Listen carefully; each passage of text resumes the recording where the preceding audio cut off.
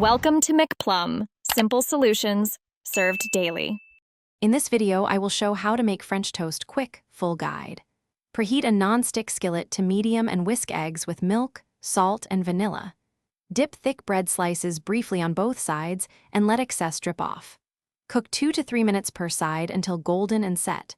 Serve with butter, syrup, or fruit and enjoy a fast, cozy breakfast you can make any morning quickly.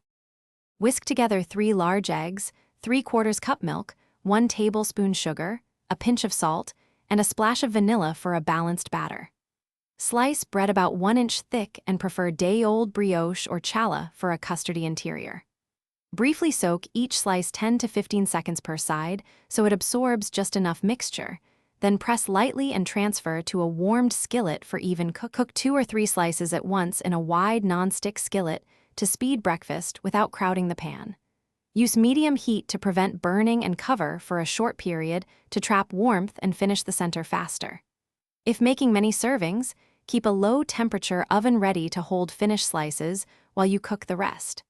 These tricks help you serve hot French toast quickly to a hungry table. Thanks for watching. Stay juicy and subscribe.